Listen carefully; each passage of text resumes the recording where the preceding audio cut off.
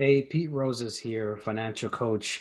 I want to come with you with some information and tips on how to have a healthy relationship when it comes to money. And I'm going to share with you 7 tips on how to have success in your marriage and relationship. When we think about two people coming together and get married, there's two different experiences, people that have two different experiences, two different lifestyles, two different philosophies, and they're coming together and trying to figure out life on their own. And this, comes with some challenges that or differences that come into play, especially around some people are savers versus spenders, and some people have different goals and dreams than others than their partners, and some people think that they should have separate accounts rather than joint accounts. So what's the right way to do this? There's more than one way to think about this, and we're going to kind of dive deep into that today. So first, my first tip of the 7 is to keep a joint bank account. Why? I mean, more than like I see this all the time when I'm coaching families or couples, and they have two separate accounts. When you got married to your spouse, that created oneness, which is a partnership, right? And when you have two separate accounts, and he's doing this and she's doing that, there's no togetherness, right? There's no transparency. He buys whatever he wants and she buys whatever she wants. They joint, bills for the rent or mortgage and certain kids expenses for the kids. But there's really no partnership. It's really like two separate entities living in the same house. So my first advice to you is to have joint accounts on everything except for one account. And the one account is your play money account. Now, this is something that I advise my clients to do, is to have a separate account for things like hobbies, interest, whether you're into guns or you're into gadgets or into purses or shoes or clothes, or anything that you like. Decide on an amount that works in the budget that will work with both of you. And that money is now your play money, so to speak, and you can use that without asking your spouse permission. Everything else is come to the joint account, and I would calculate or decide on a dollar amount where you would come together. And if a certain transaction is greater than, let's say, 300 or $500, then you come together and talk about it. If it's less than that, then if it's in the budget, you move forward and there's no issue. But really having transparency is key in a successful marriage, and you do that by having joint accounts. Number two is discussing your lifestyle choices together, right? And what I mean by that is, let's say your one partner is fine with getting clothes secondhand, or Goodwill, or buying their clothes at like Target, and then the other spouse needs name, they want name brand.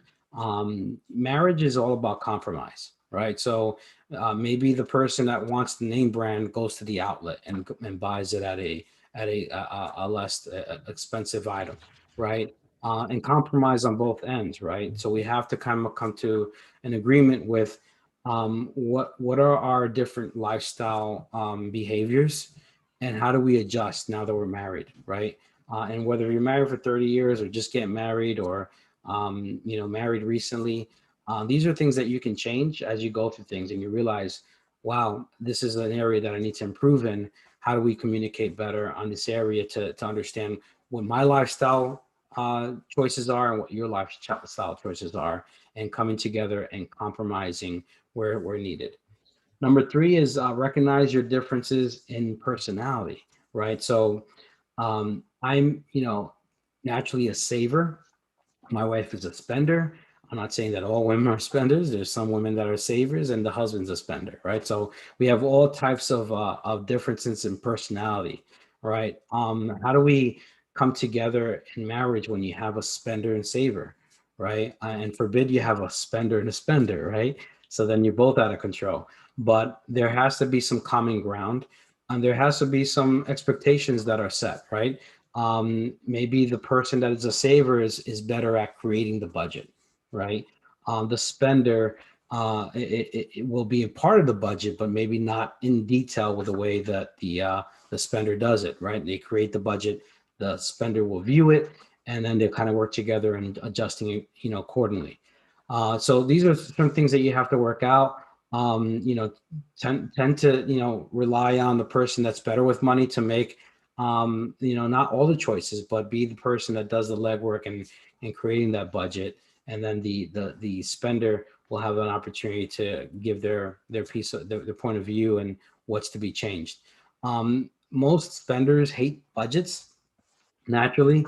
But what I really what I share with my clients is, especially if they're spenders, is that the budget gives you permission to spend rather than buying things and having buyer remorse. And we've all bought something that we regretted, or we kind of you know, just like had that buyer's remorse. We like the experience of buying it, but then if we look at around the house, around the garage, or in the attic, we just pile up stuff and stuff and stuff, and it just never becomes enough, right? So there has to be a level of contentment, but at the same time, if you're a spender, I'm not saying stop spending is, but I'm what I'm saying is give yourself permission to spend in a certain area and have limits, and then recognizing the difference. And then the saver, you have to learn how to live too. So the saver has to learn how to have fun at times, right? How to buy things without complaining about how much it costs, and sometimes using some of the savings for some fun experiences. But again, this has to be decided as a partnership, right? You're talking about money together. You're deciding on these things together as well. Number four is don't let salary differences come between you.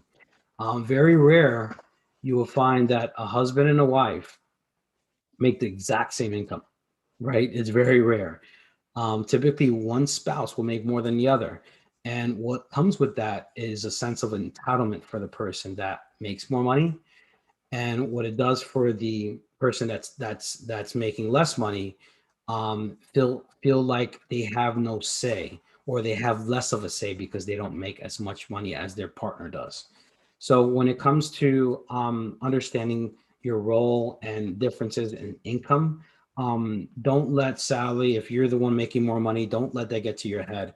This again, this is a partnership. So the attitude is that everything comes into one pot and it's ours, right? Regardless of what I make and what my spouse makes, whatever comes in is it comes into the pot, and then we decide where we're going to divvy up different expenses, right? How we're going to pay for this, who's going to pay for that, and how it's going to come out of the account.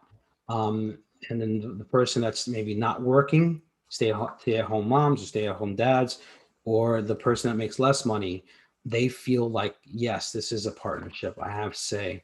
A lot of times I coach clients, and typically the spouse, or the wife feels like she has no say in the finances and has to ask permission constantly from her husband to do certain things, right? That's not healthy, right? If it's in the budget, no permission is needed. But again, even if the spouse that makes more money wants to buy something out of the budget or do something different, there should be a conversation. It's not really asking permission, right? That's not the attitude behind this. The attitude is that we're using money from the pot. You and I are partners, and I can't make a decision this big without consulting with you, right? Not because you're better than me. No, because this is something that we have to come together with in terms of viewing our finances together and making decisions. And a lot of times when you come together as a partnership and you make decisions, you make better decisions, because again, two heads are better than one, right? And when you put your heads together with your spouse, oftentimes they'll see something that you don't, or oftentimes you'll see something that they don't. And when you put your heads together, you can actually make better decisions. Number five is keep purchases out in the open, right? Keep purchases out in the open. This is, when we talk about affairs in marriage, it doesn't always have to be a sexual affair, right? You can have an affair with money. One out of three couples admit that they've hidden certain expenses from their spouse, right? They either buy something, they have a credit card that they use and they hide it, right? Or I've seen as far as hiding it, from their spouse seeing it by throwing it in the closet or the attic or in the garage and waiting for their spouse to leave. And that is borderline having an affair, right, with your spouse. You're holding secrets, right? You're doing things in secret, and if you think about that, it's the same concept of having a sexual affair, right? You're not you're trying to satisfy this thing, and you're not, you're trying to keep it from your spouse. You're hiding. It's being sneaky. It's not a healthy way to live in marriage. Even if you mess up, be open about it, right? Even if you bought something and you kind of felt bad and whatever, be open about it. Talk about that experience. But what I've seen in healthy relationships is that they come together and they talk about these things. And even when they have the urge to buy something, maybe they don't need, they just want. They really have this conversation together as a team and decide on if that's a wise decision to make. Number six is set expectations together. So when you get married or you've been married for a while, you may have certain expectations. I sometimes when I coach newly wedded couples, one of the partners has an expectation to buy a house by a certain time or have children by a certain date, or have this vacation to Paris by a certain time frame. There's no rule set that you have to do things by a certain time. I've seen parents go to Disney World because they felt like they had an expiration date from the time that their kids reach a certain age that they'll lose the magical moment, right? So we make these decisions emotionally based on expectations, and sometimes our spouse would have expectations that are not aligned with us. So it's healthy to talk about this, right? Healthy to talk about what is your expectation. If you're getting married, talk about your dreams. Tell your spouse that this is something I would like to do, right? Maybe it's not realistic and you need to be brought down from cloud nine, right? Maybe it's healthy to understand your spouse doesn't know this and you have this expectation, and when it doesn't happen, it blows up into something bigger. So you certainly want to share what your expectations are and confirm if it's something that's realistic or not.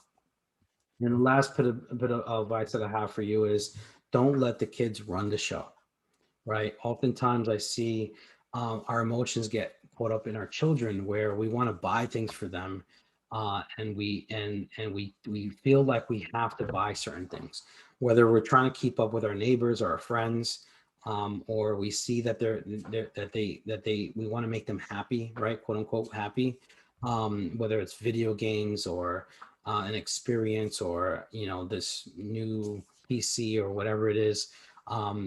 You have to, at the end of the day, talk to your spouse about these purchases and decide, if your kids are gonna do a certain sport, right?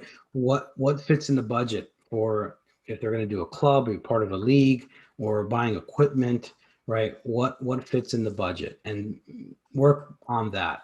Never go into debt to try to live up to a lifestyle you can't afford, right? Everything should be revolving around a budget, and as long as you do a budget that's appropriate, and that fits within your income, then you should be fine.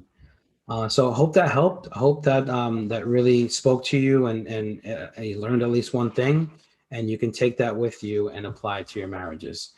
So with that,